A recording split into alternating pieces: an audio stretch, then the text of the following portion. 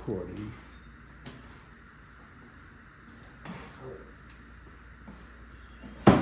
I'm not going to do the awkward or somewhat rude thing and ask you all your ages. However, I can assume that all of us in this day and age are old enough to know how to navigate social media. I will ask you this: how many of you have kids or know kids under 18 who have social media? Okay. Kids under 16 have social media. Okay. Kids under 13. Okay. Kids under 10. Oh no, that's not good. Well, how many of you can tell me with 100% guarantee that those children that you're thinking of are safe on the internet? Well, that's because they are not. Social media was originally intended for the whole world to become more globalized and keep relationships going all over the world. However, this game changed when teens became introduced to social media. According to the American Academy of Child and Adolescent Psychiatry, 90% of teenagers ages 13 to 17 are on social media and spend 9 hours a day on the platform. This is very dangerous, and even myself, I was on social media for those number of hours. But I will say this: I was exposed to so many inappropriate images without my consent because of the unregulated ads on social media. And this was even after parental restrictions on social media. So if I'm seeing this, your kids are seeing this. Social media is very dangerous, and corporations should be doing more to protect these kids. I'll tell you this: the age restrictions are not at 18 years old. They're usually below. And there are just far too many dangers that parents don't know about. Aside from these dangers, kids my age might say that we're very careful with what we view, and also we're very good at balancing our professional life, our work and school with life on social media. However, let me ask you this: why are you spending all your free time on social media? This is very different than our parents' generation. They had a home phone, yes, but they used that time to call their friends and family. And that wasn't even the biggest way to talk to their loved ones. They met them in person. After school, you would see teens in the mall or in the park, which is very different from kids today. Teens today are reporting extreme levels of isolation compared to their parents. They spend all their free time doom scrolling, and I don't say that lightly. According to the Child Mind Institute, children who spend more time on social media have increased feelings of anxiety and depression.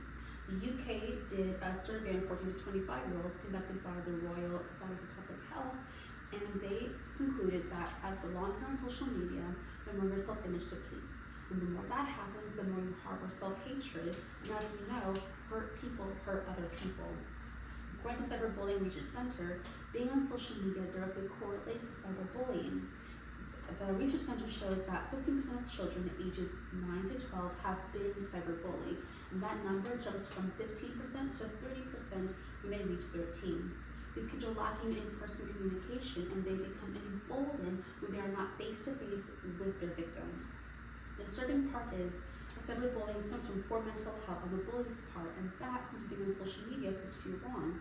As mentioned previously, all of these issues come when they are exposed to too much social media when they're alone.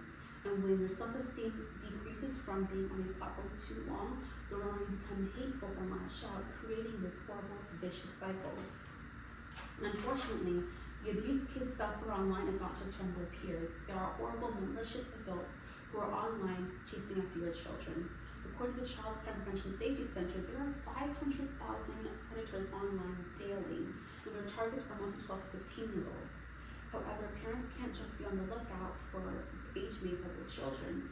What the perverts will do, they will make profiles that look like it is your child's age mate, get close to your children, befriend them, and get the images that they want. And it's also hard to look out for these signs of abuse because it's all online, and your kids have these little rectangles in their pocket away from you all the time.